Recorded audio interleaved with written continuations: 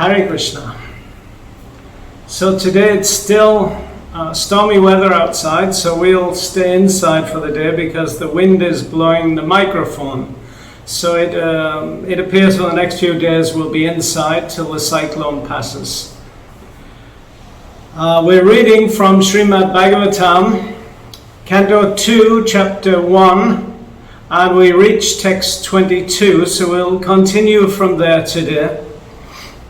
First, let us pay our obeisances and sing the prayer of Narad Muni, who sings Narayanam Namaskritya Naram Chaiva Narottamam Devim Saraswatim Vyasam Tato Jayamudirayat Nastya Pravesya Bhadrasyu Nityam Bhagavata Sevaya Bhagavati Uttama Slokya Bhakti Bhavati Naishtaki Om Jnana Tirmiyandasya Gana Gana Shalakaya Chakshurunmilitam Jena Tasmai Shri Gurave Namaha Shri Krishna Chaitanya Prabhu Nityananda Shri Advaita Gadadhar Shivasari Gaura Bhakta Vrinda Hare Krishna, Krishna Krishna, Hare Hare, Hare Rama, Rama Rama, Hare Hare.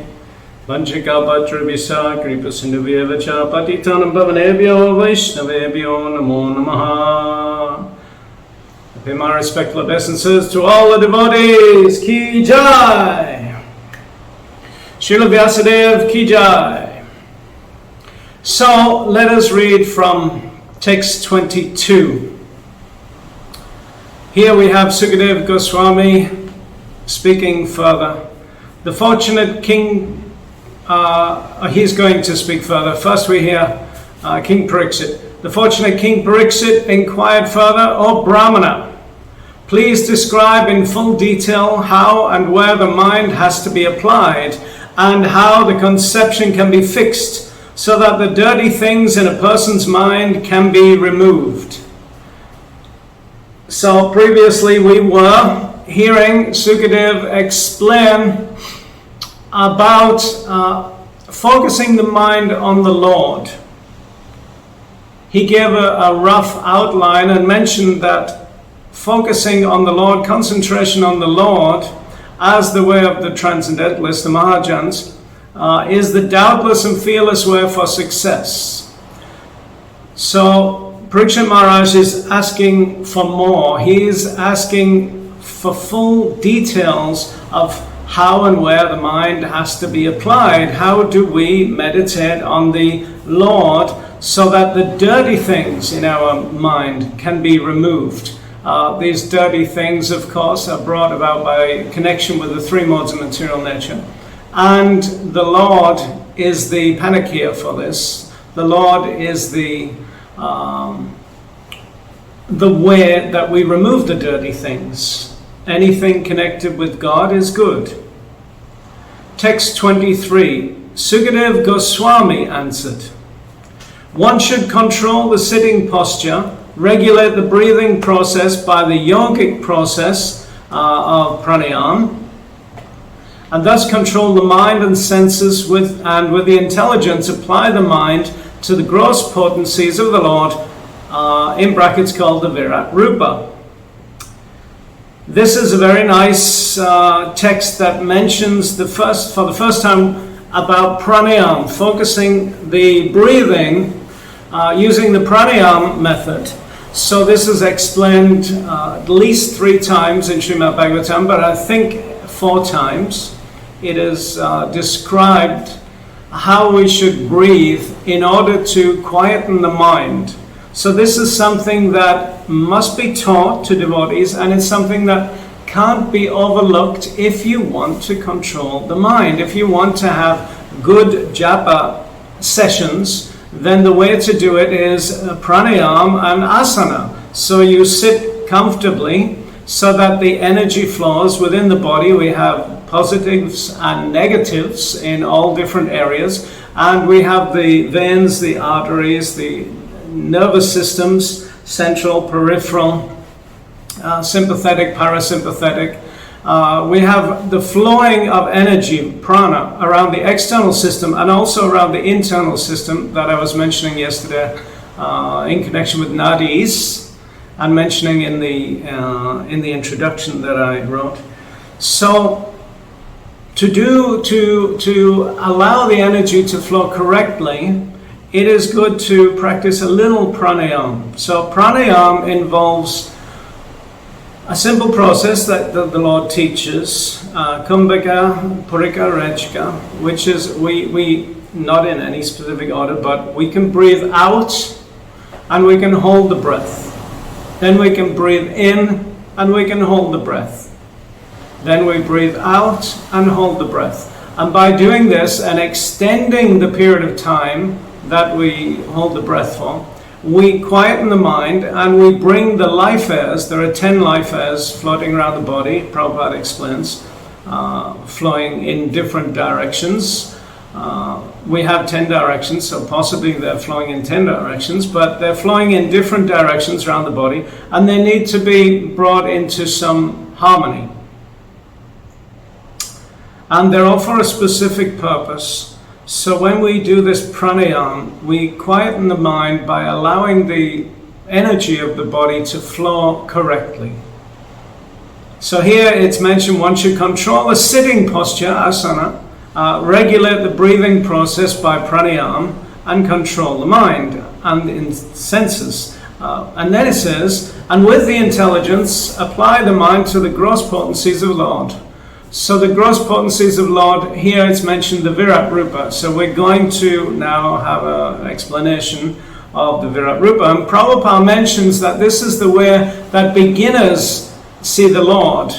And therefore we have the title, the first step in God realization.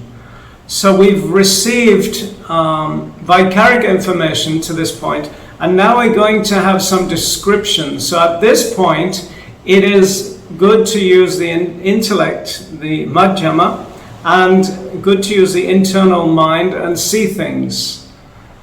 So it's nice that we use madhyama and pasyanti, and we have already the Vaikarika instructions coming in here. When Sukadeva is going to explain, now he's going to explain different aspects of the Virat Rupa, not just the planets, how they're situated, but also the planets contain people. People are personalities. Personalities have positions to serve the Lord. So we're going to hear about various things. We're also going to hear about the structure that is needed to run a universe. So in other words, we need the food chain. We need the animals. We need the trees. We need the activities to perform sacrifice, yagyas. So we're going to have the fire, the elements, the fire, the earth, the ether. And we have different beings in charge of these. So all of these are going to be contained within the Virat Rupa. And this is what a person should focus his mind on. That the universe is the body of the Lord. Therefore, the universe is not material. It appears to be in darkness. It appears to be material, says the Lord. But the word appears indicates that it's actually not. The universe is not in darkness, even though it's covered with a shell, because within it is a light, and that light is called the Supersoul. So that same light is within everyone, and we're within the Lord. So actually, we're a part of the spiritual continuum while we're in the material world. What stops us from that is the false ego. So this is where the dirt comes into play. The mind becomes colored, karmatmika, as explained by the Lord. So we need to purify the Lord by focusing on the Virat Rupa. Text 24. This gigantic manifestation of the phenomenal material world as a whole is the personal body of the absolute truth, wherein the universal resultant past, present, and future of material time is experienced. So here we have the body of the absolute truth. So the absolute truth is a person, Karana Dakshai Vishnu, we may understand this absolute truth in impersonal ways also, called Brahman. We may understand it as a Mahatattva, the full absolute truth, wherein everything is contained. The universal resultant of past, present, and future of material time is contained within there and experienced within the body of the Lord. So the scientists who try to denigrate the Lord by saying the Lord doesn't exist, that we're made from a combination of atoms and male and female combinations, they can't stand on firm ground when speaking Bhagavatam, and Bhagavatam begins from the platform of liberation, and it continues speaking truth all the way.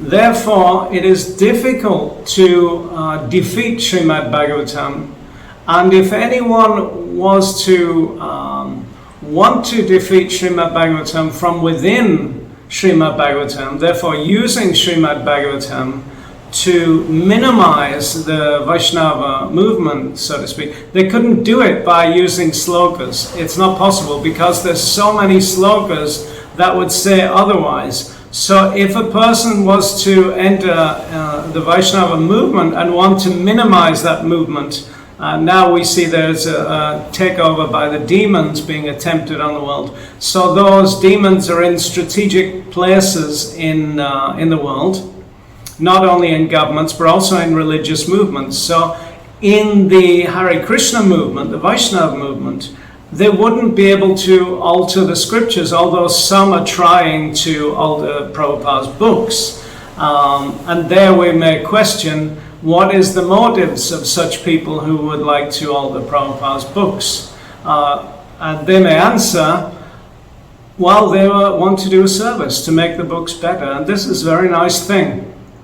But then we may question, well, if you were a person who has been given complete authority to make Prabhupada's books better, does that mean you're better than Srila Prabhupada?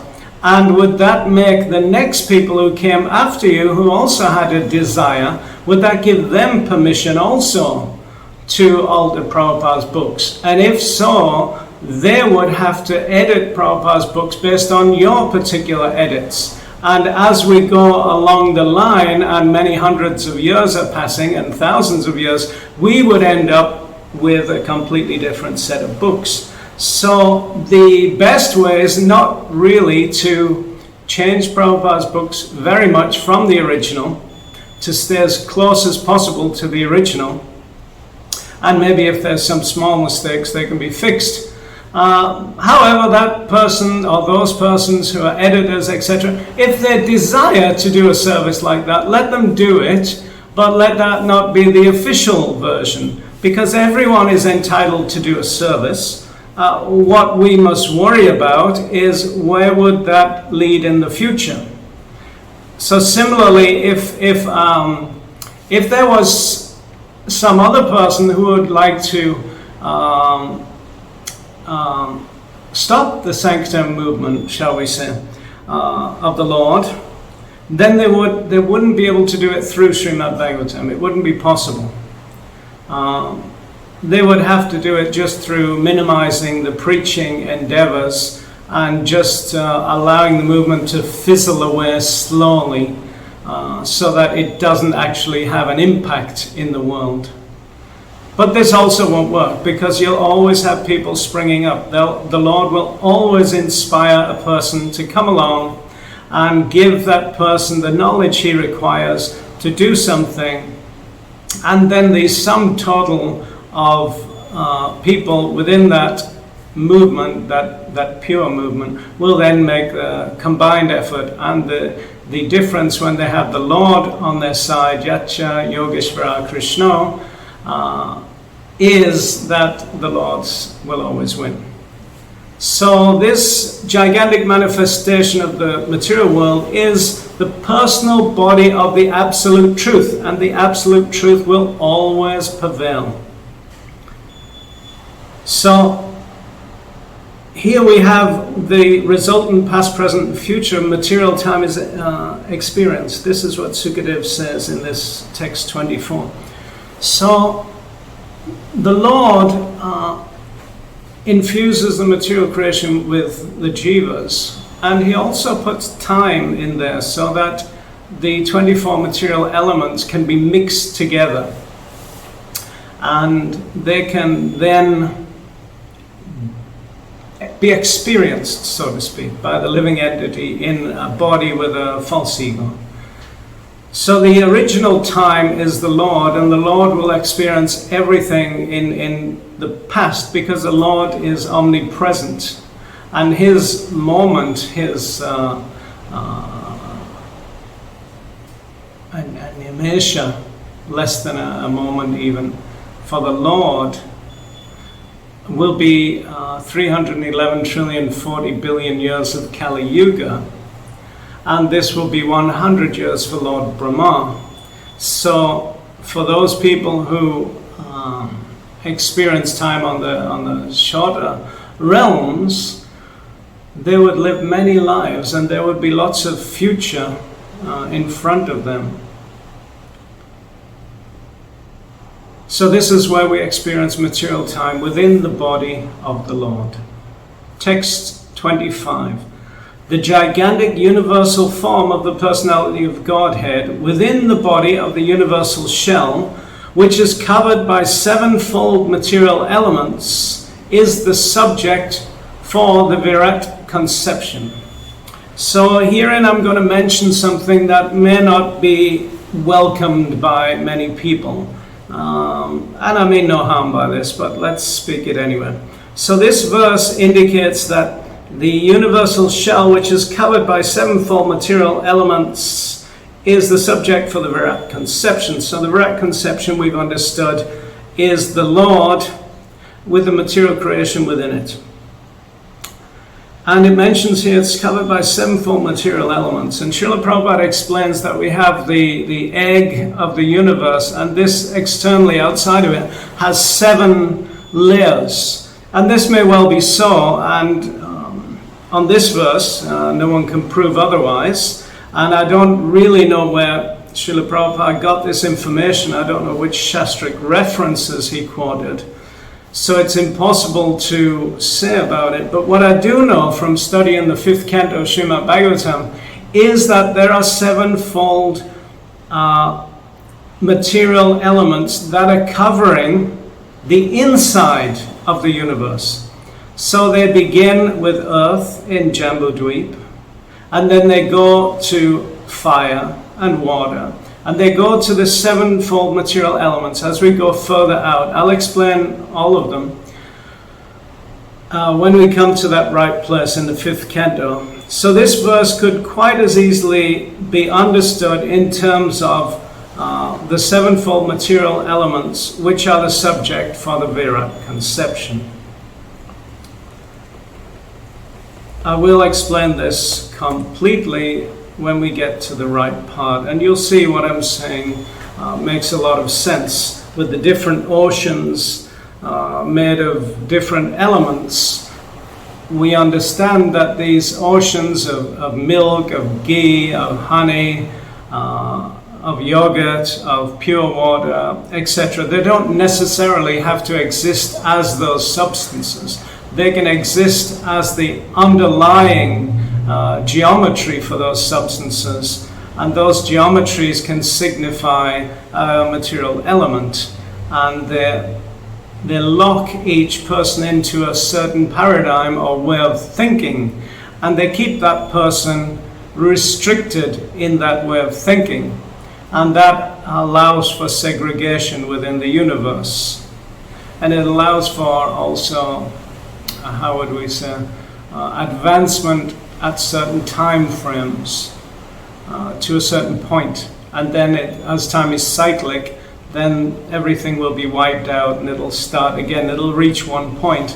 And if you as a person go beyond that, you will be born in the next layer out of where you have a specific understanding. In the Jambudweep area, we have the saltwater ocean. So this is the geometry of the cube. So we are literally within a cube, and there are many people who think in a similar way of this.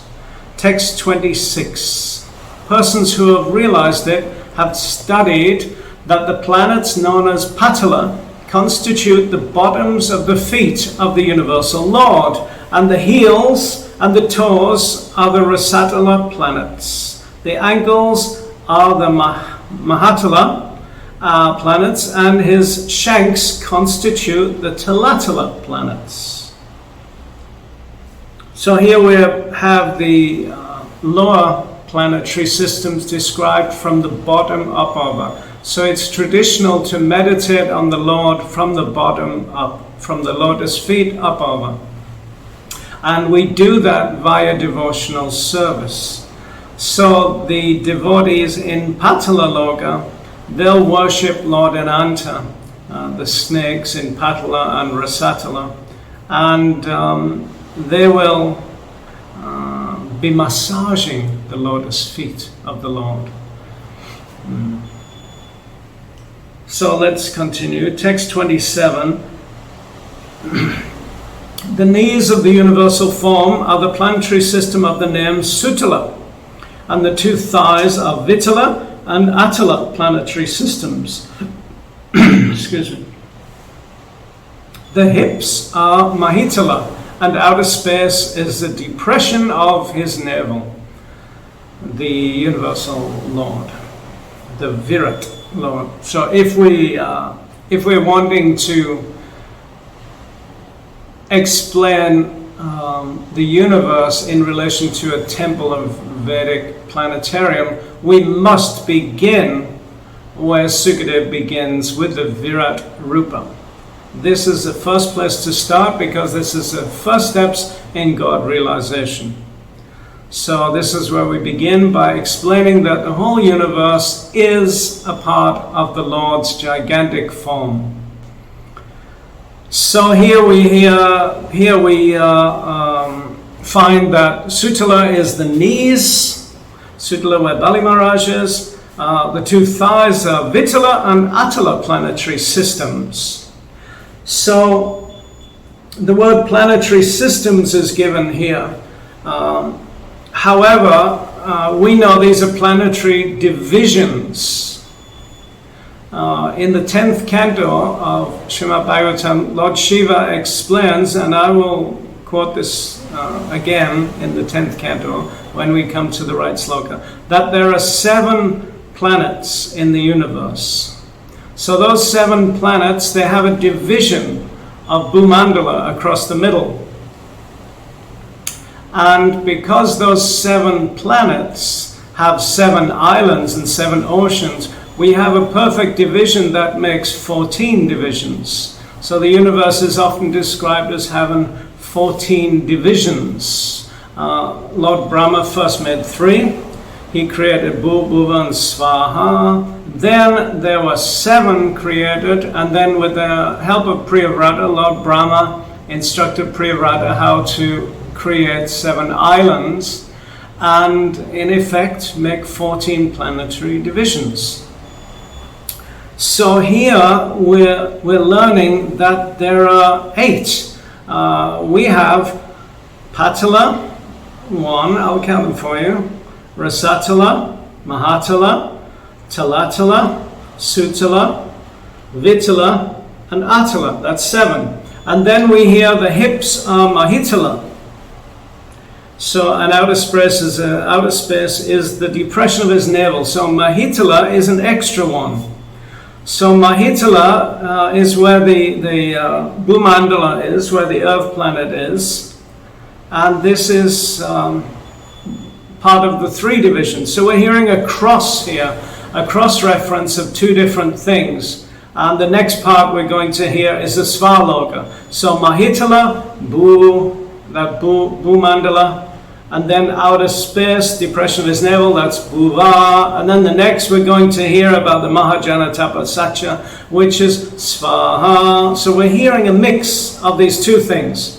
So we have the 7 lower planets, the 7 upper planets. We have the 3 divisions, which is Mahitala, and then we have Bhuvaloka, the depression of his navel, which is outer space, and then we have Svaloka. So Bhu and Sva are specific because they're 2 different dimensions, and they're separated by outer space. So outer space is called Bhuva, and every being with a humanoid form lives on Bhuva, the beings can live in outer space in a more etheric body. And then we have the next level of Mahajanatapa and Satya, which they have more and more etheric, going to pure intelligence. So here we're learning of the different planetary systems, of which there are 7 that become 14. And these are the 7 lower planets. Now we're going to hear about the upper planets. Text 28, the chest of the original personality of the gigantic form is a luminary planetary system. So now we're hearing about Bhuvaloka, outer space. His neck is the Maha planets. Now we come to, so the outer space is the chest, and Mahitala is the hips. So from the navel to the chest, this is outer space, and this is where we have the planets, the gas planets, etc. They're gigantic balls floating around in outer space. And we do know that people live on the sun and the moon planet. That much we do know. And they have bodies specific for that. However, other beings with humanoid forms, they live on Bhumandala. So the chest of the original personality of the gigantic form is a luminary planetary system. His neck is the Maha planets. His mouth is the Janus planets, Janaloka. His forehead is the Tapas planetary system, Tapaloka. The topmost planetary system, known as Satyaloka, is the head of he who has 1,000 heads. So we know that Anandashesh has 1,000 hooded Anandanaga.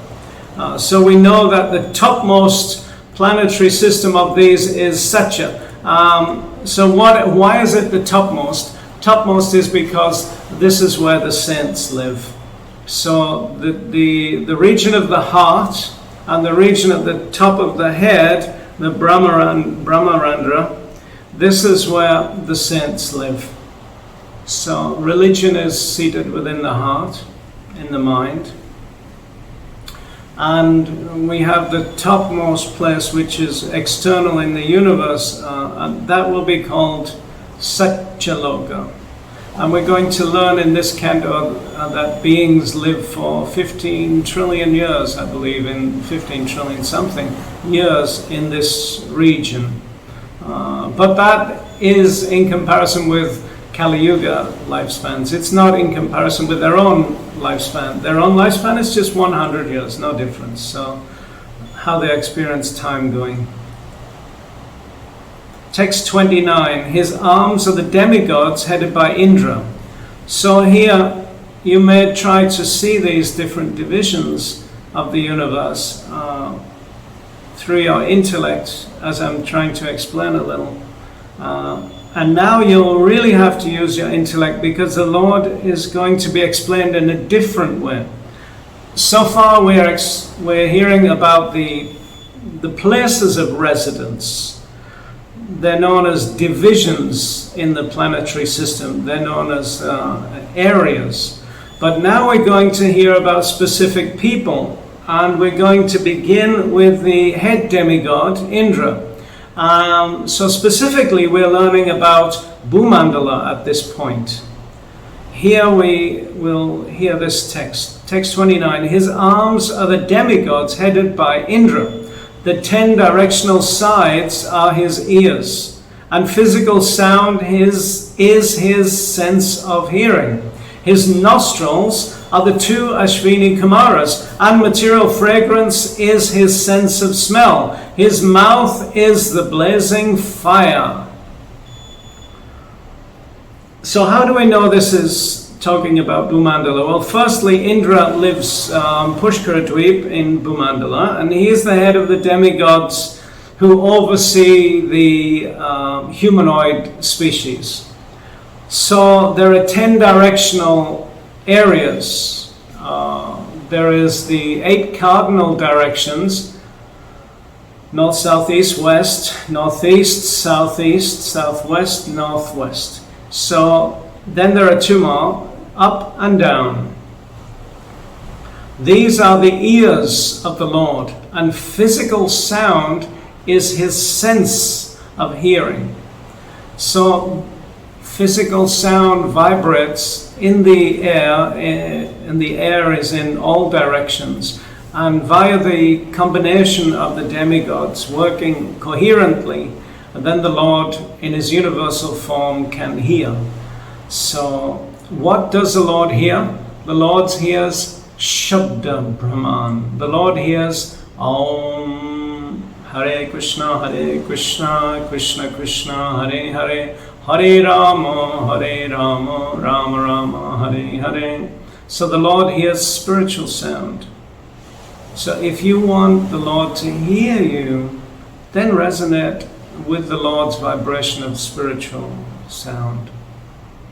His nostrils, continuing, his nostrils are the 2 Ashwini Kumaras, and material fragrance is his sense of smell. His mouth is the blazing fire. Text 30.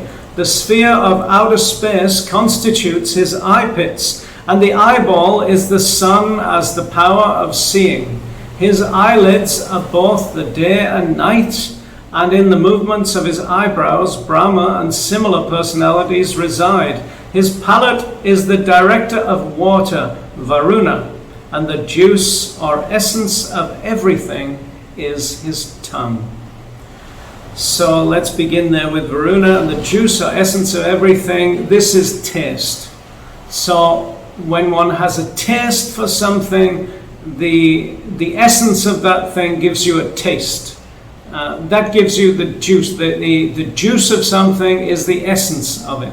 And Varuna is in charge of the liquid aspect of the universe. You may say water, but actually it's all things that are juice. So this is the essence, and this is actually the Lord. So Varuna is intimately connected with the Lord, as are all the demigods. Beginning this, we hear that the sphere of outer space constitutes his eye pits, and the eyeball is the sun as the power of seeing.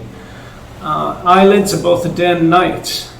So we understand that this outer space is where the sun and moon and other planets, luminaries of the sky, stars and different places, they are going around their orbits, and they are seeing everyone on behalf of the Lord. They're seeing everyone in the universe. And those planets that are floating around outer space, they're also represented in the air, in the atmosphere on every island. So we have a representative of the planets in outer space, in Bhumaloka, in the atmosphere of every island. And these demigods, then they act on behalf of the Lord and give messages back and forth to the Lord. So the Lord sees everything. So the sun and the eyes, the eye pits, the eyeballs, the eyelids, the movements, the days and night, all of these are connected with seeing and time passing. So text 31 says, they say that the Vedic hymns are the cerebral passage of the Lord. This is very nice. I'll explain this before we go on. This is very nice. So the connections and neurological impulses within the brain are the ways that information is passed around the body, from the mind to the body, from the body back to the mind. There's a to and fro activity going on. So the Lord similarly accepts information being passed via the Vedic hymns. So you can also write a Vedic hymn.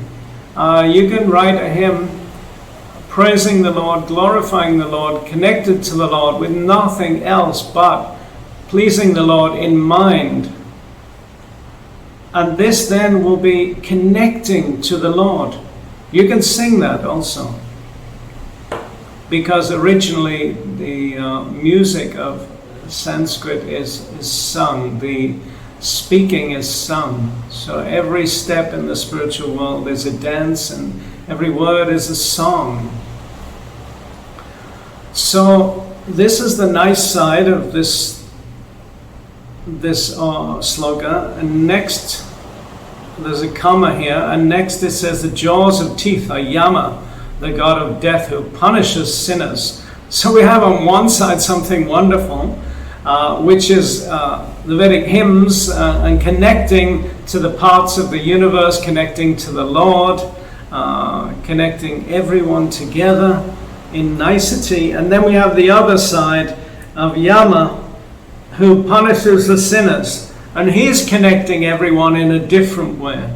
So we also learn from punishment, and those who are punished by Yamaraj, they learn a lesson, and then they have a chance to rectify that in the next life. Text 31 continuing, the art of affection is his set of teeth, and the most alluring, illusory material energy is his smile. This great ocean of material creation is but the casting of his glance over us. So this is self-explanatory. The Lord's teeth is the individual people who worship the Lord. This is the art of affection, is to be reposed on the Lord. And the material energy is the Lord's smile. So we can see the Lord everywhere. And the great ocean of material creation is his mercy. The casting of his glance means that the Lord offers us his mercy. The Lord offers us an opportunity to perform devotional service. Therefore, he creates this material ocean so that we can have an opportunity to serve the Lord.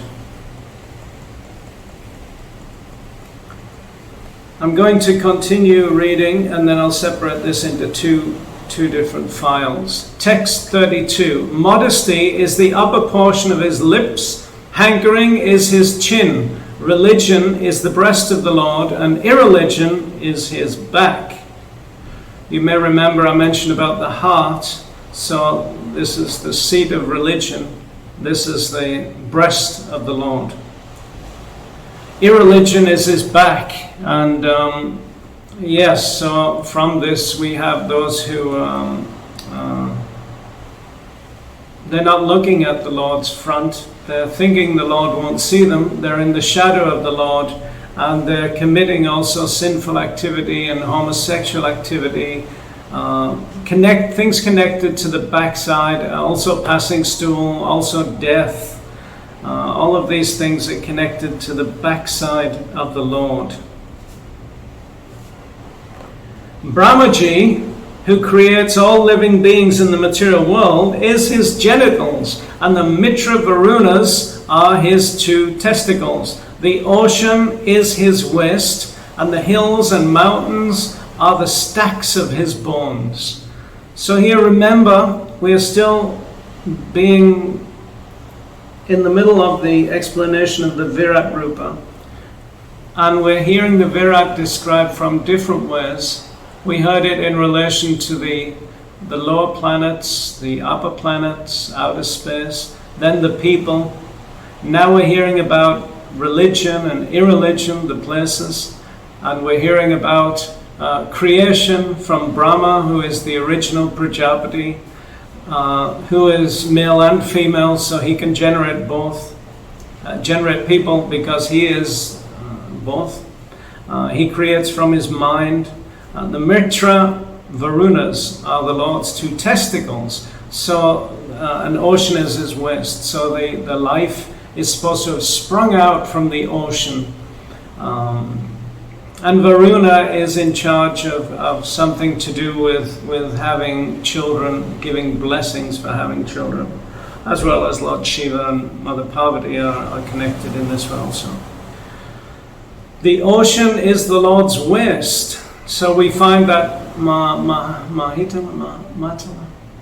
we find that where we live on Bhumandala is in the west section. So we live on an island that floats on water. The whole of Bhumandala is an island and it floats on water. So the ocean is the Lord's waist, and on top of that ocean is the land. And the hills and mountains are the stacks of his bones. So they spring up. So we have to understand that this is not only a poetic way of describing the universe in connection with the Lord, but there's truth to be found within it. And you can meditate on these verses and find the truth within it. Text 33. O King, the rivers are the veins of the gigantic body, the trees are the hairs of his body, and the omnipotent air is his breath. The passing ages are his movements, and his activities are the reactions of the three modes of material nature. So the Lord's activities means that he acts through us. So when we hear the word reaction, we know it's talking about those beings who are lost in the false ego. So there was once a question asked to me, can the Lord make a rock so heavy, for example, that he can lift it, and at the same time he can't lift it? And I thought for a minute, because the boy was trying to trip me up, thinking that if I said the Lord can lift it, then he wouldn't be great, because then he couldn't put himself under illusion. And if he couldn't lift it, then he would be under illusion and he wasn't the Lord, because he'd be tricked. And I said, yes, no problem, he just creates you. And in your dreams you can't lift that rock because you're a wimp, because you are under a false ego. And at the same time you are the Lord, so as the Lord he can do anything. So here we hear the words, his activities are the reactions of the three modes of material nature. So a reaction is given when you do an action. So you do an action within the three modes of nature, and then you get what's called a reaction. The word re in front of the word action means you get a second chance to correct that action, because anything done under the material modes has a reaction to it. Because the material creation is finite. It's contained within a shell. Therefore, one person exists at the cost of another, and therefore one always has to have a reaction to settle the debt. So if you want to be connected to the Lord, then the full consummation of spiritual activities will be absorbed in the spiritual energy. This is mentioned in the Bhagavad Gita, that the total act of spiritual activity is actually taken into the spiritual energy and absorbed, and therefore there is no reaction. So in other words, it's gone out of the material world of expansiveness into the contractive side, into what's called one-pointedness, and then it's gone through and into the spiritual kingdom because it's attracted to the Lord. It's spiritual, of course. Text 34. O best among the Kurus, the clouds which carry water are the hairs on his head. The terminations of days and nights are his dress, and the supreme cause of material creation is his intelligence. His mind is the moon, the reservoir of all changes. So we may say the sun is masculine, the moon is feminine. We have a left and a right hemisphere, which are characteristics of male and female. And the moon, being female, holds the potentiality for change, for action. So maybe females like to move furniture around here and there in the house because they like change. So the female side of us likes change because his mind is the moon, the reservoir of all changes. Text 35. The principle of matter, Mahatattva, is the consciousness of the omnipresent Lord as asserted by the experts, and Rudradev is his ego. The horse, mule, camel, and elephant are his nails, and wild animals and all quadrupeds are situated in the belt zone of the Lord. So the Mahatattva is the sum total of all activity in the material creation. This is the consciousness of the Lord. This means that consciousness is spiritual. It also means that if you were to analyze the material world enough, you would reach Brahman. So then you would be called a Brahmavadi, because you would be in spiritual consciousness. Rudradev is the Lord's ego. So Rudradeva, he is born from Sankarshan, and he understands that Sankarshan is his master, and Sankarshan is in charge of the ego. So Rudradev, he is the representative of Sankarshan in charge of the Lord's of the ego, pure ego, the real character, which is spiritual, and in this way we know the Lord as Sadashiva. But Rudra also has another aspect in which he is the destroyer. So Rudra in the material world we know as entropy. As the arrow of time is always marching forwards, this is the second law of thermodynamics, entropy is always pushing backwards. So as the material creation is moving forwards, it is becoming more and more entropic, so it's falling apart. And this is Rudradev. So what we need to do is we need to allow the material creation to fall apart, the body, allow it to fall apart. But while we're doing that, we focus the mind and make the mind advance from one position to another, so that when we die, we'll receive a better body because the mind is more organized. And that is the trade-off of life.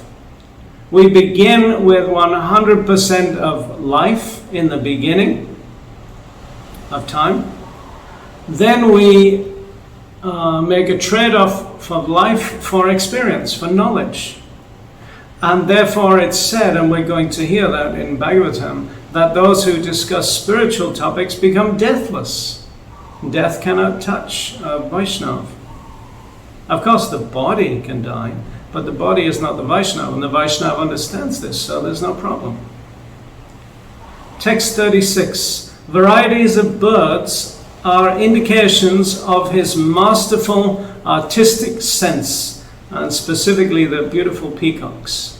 Manu, the father of mankind, is the emblem of his standard intelligence, and humanity is his residence. The celestial species of human beings, like Gandharvas, Vidyadharas, Charanas, and angels, all represent his musical rhythm, and the demoniac soldiers are representations of his wonderful prowess. Let's speak about this verse because it's wonderful. It mentions that the birds, we know that they are very poetic, they're artistic, they're beautiful. Manu, the father of mankind, is the emblem of his standard intelligence. So this is a nice line, because Manu, of course, is the lawgiver, and therefore the intelligence is connected with doing the right thing. One who does the right thing on behalf of the Lord is considered a very good son on behalf of the Father. Therefore, Manu is the pinnacle in that way, and Manu was born first from the fire, the yajna, along with his partner, his wife. So humanity is the Lord's residence. We all know that the Lord resides in the heart of everyone as the supersoul. So the Lord, I'll explain a little. Maybe you all know this, but I'll just explain it briefly because we touched on it above with Rudradev being the representative of Sankarshan. So in the beginning we have Lord Krishna. Lord Krishna expands into Lord Balaram. Lord Balaram expands into Sankarshan and becomes all the paraphernalia to serve the Lord, becomes everything. Then in the spiritual world we have expansion of the Lord again as Sankarshan, Pradyumna, Aniruddha. And then we have another expansion of this Sankarshan, Pradyumna and Aniruddha. So we have in Mathura, and then we have in Vaikuntha another expansion. And then from this expansion of Sankarshan, we have again the expansions of what's called Mahavishnu. So we know Mahavishnu also as Narayan, Narayan in the spiritual world, and Mahavishnu is specific in that he lays on the causal ocean. So we have expansions of expansions of expansions, and all these lords, expansions of lords, they have their own abodes in the spiritual world, and they have their own activities, shall we say. So Mahavishnu, his activity is that he lays down and goes in yoga nidra, asleep, but not asleep, just dreaming, meditating. And from Mahavishnu, we have then the creation of the material world, and then the Lord enters his own dream creation as Garbhodakshai Vishnu, and there again he lays on the bed of Sankarshan again. And then from Garbhodakshai Vishnu, we have Kshirodakshai Vishnu. So again we have Pradyumna, and then we have from Pradyumna we have Aniruddha, the mind. So then the mind is situated in the heart. So we have then the expansion of the supersoul. And we have all of these aspects of the Lord who are with us at every moment. And these are very beautiful. So humanity is the residence of the Lord. And you may wonder why. How is it possible? And you may think, well, it must be the celestial beings, Gandharvas and Kinnaras, etc., etc. But here the word humanity means all people. And why humanity? Because in the animal kingdom are the trees, are the fish, the reptiles, spiders, something like that. They don't particularly have the developed intelligence to understand the Lord. So when we get to the level of humans, that's when Lord Brahma was satisfied. And this human body, that gives us the possibility to find the Lord. So when it mentions humanity, that's all the beings. That's Indra. Indra is human. It's just that he's being given the status of a demigod. So he's given a longer life, like Manu. Manu also is human, and Manu has been given a longer life because he's Manu. And the sons of Manu, etc. We're going to learn about the lifespans of different beings in the 5th canto. I'll explain everything to you. So these are beings who also have a form like us, with 2 arms, 2 legs, a head, 2 eyes, etc., etc. But they have a different size to us. They have different abilities, so they may have strong arms. Some of them may have more arms, that's okay. We find that there are different beings with more arms, more heads, etc., etc. But the concept of a human body is the same, with a torso and legs, arms, etc.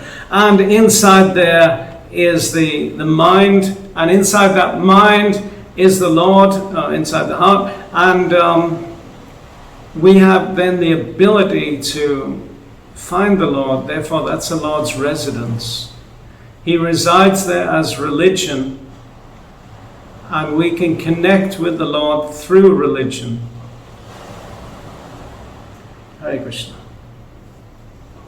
The celestial species of human beings, like the Gandharvas, Vidyadharas, Charanas, and angels. So these are people that live on Meru and also on Pushkara Dweep.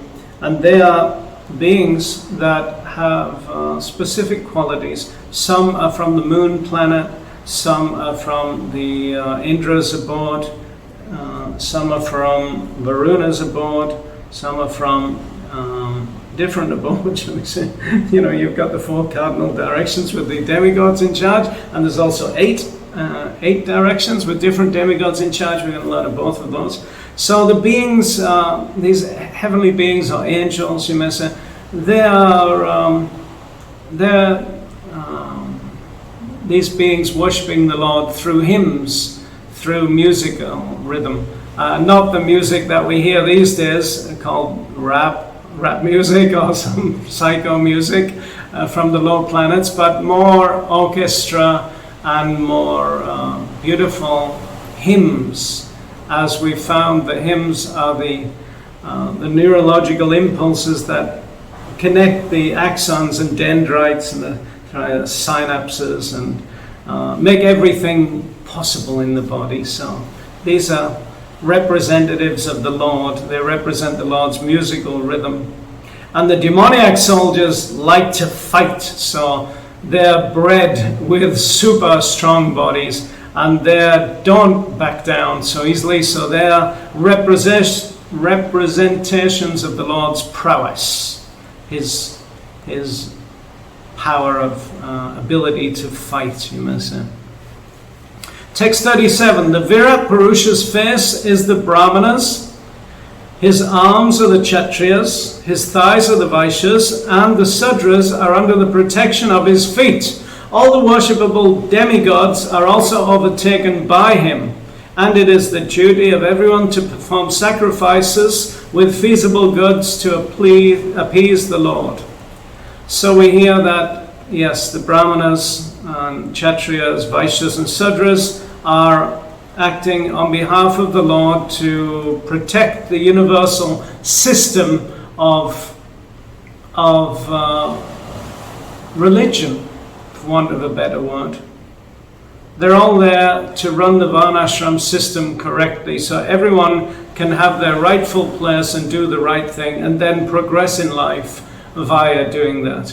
Then we hear that the worshipable demigods are overtaken by him. So they're overtaken in the form of time, and that means they will lose their life. So one should not equate the demigods. I think it's the 8th offense against holy name. One should not think that the demigods are on the same level as the Lord, or ever worship the demigods as the Lord. You see here we have Lord Shiva, we have Hanuman, and we have a Ganesh that we find in the ocean.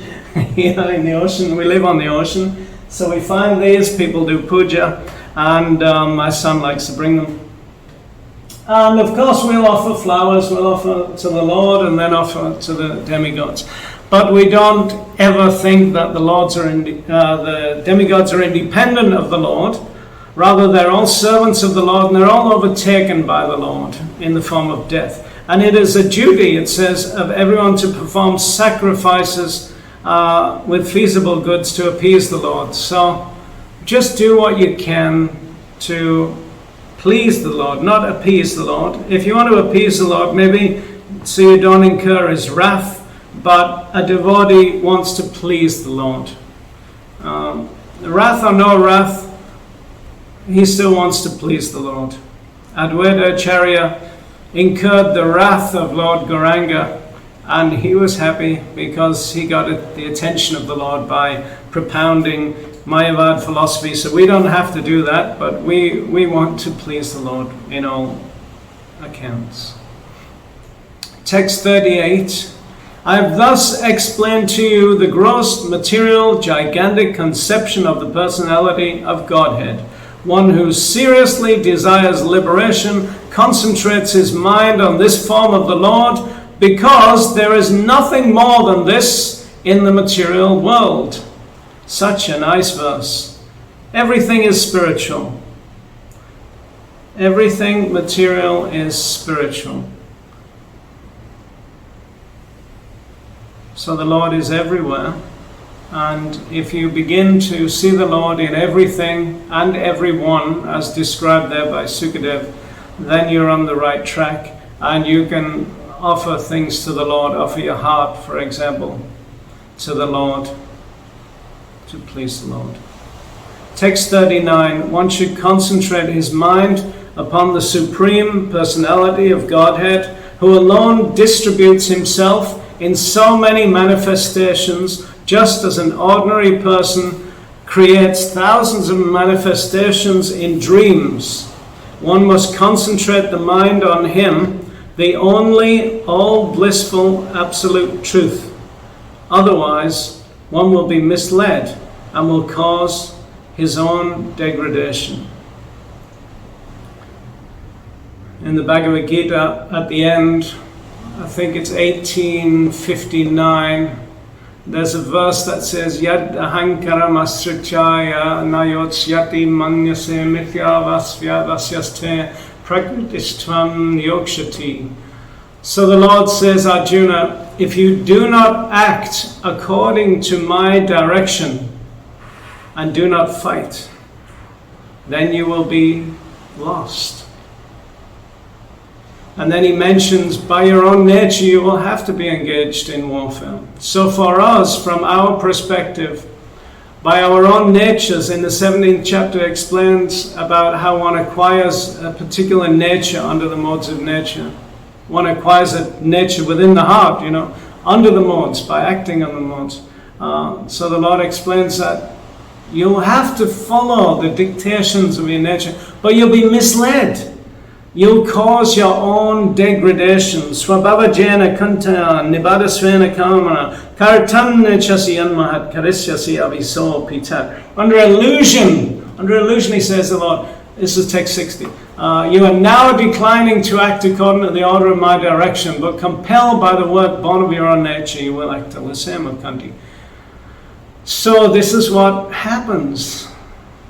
We're forced to act under the modes of nature. So let me read this last text. This is the last text of this chapter 2. One should concentrate his mind upon the Lord, who alone distributes himself in so many manifestations. Just an ordinary person creates 1,000 manifestations in dreams. So here we've already had that explained to us. This verse is a summary of what we've just heard. And what we just heard was in answer to Maharaj Parikshit's question, please describe in detail how one should meditate so that the dirty things in the mind can be removed. And Sukadev then mentions that one should meditate, first do pranayama, asana, and pranayama, fix yourself, meru, danda, straight, up and down. And then think about the Lord, and think about the Lord's various attributes, that He is the universe, He is the characters within the universe, and He creates so many manifestations, just like we create so many manifestations within dreams. Why? Because we are miniature controllers, but in the backwards way. So we, false ego. We haven't quite got it right. So that's why it says, one should concentrate the mind on Him, the only all-blissful absolute truth. So we focus on the Lord, on pleasing the Lord, on seeing the Lord everywhere. Otherwise, if not, just like I recited in the sloka, Swabhavajana Kunteya, or the other one, Yaddahankara Matsritya, we will be misled, and then we'll cause our own degradation. Why? Because we'll be forced to act under the modes of nature. So I hope that you've understood the first steps in God realization. What are they? It began with Sukadev explaining that the materialists have many subject matters for hearing, whereas the spiritualists, transcendentalists is the word he used, prefer to speak about the Lord. Then we had a little understanding of what the Lord constitutes, what service constitutes, etc. And then we were asked about how do we focus on this aspect of the Lord, and we're then told in detail about the different aspects of the Virat Rupa. So that concludes our first reading, chapter 1, from text 1 to 39. I think it says 39 there in my computer. And I thank you very much. So if you enjoyed this, please tune in again. We'll try and do this as much as possible. And if the Lord allows, then I'll try to get through to chapter 12. And as we go, I promise it will get quite exciting, and there'll be lots of wonderful moments where we can meditate on the Lord, on the name, fame, glory of the Lord, on the pastimes of the Lord. Of course, I'm not able to explain everything correctly, and I'll probably make lots of mistakes. And Srila Prabhupada has done everything correctly, so please read Srila Prabhupada's Srimad Bhagavatam, Bhagavad Gita, Chaitanya Charitamrita, and Prabhupada's other books, and study everything. And please take devotional life seriously and become a great Vaishnava at this specific junction of the world, when the world needs us, when the 4 different colors of humanity are all needed to join together. The aspects of the world, all the people of different countries, we all need to propound the truth. All religions, everyone has to be united on one thing, which is spreading the truth and dispelling the lies that are being put before us. So I wish you all a good day and hope to see you again soon. Hare Krishna, Krishna Krishna, Hare Hare, Hare Rama, Rama Rama, Hare Hare. Jai Srila Vedavyasa Dev Ki Jai.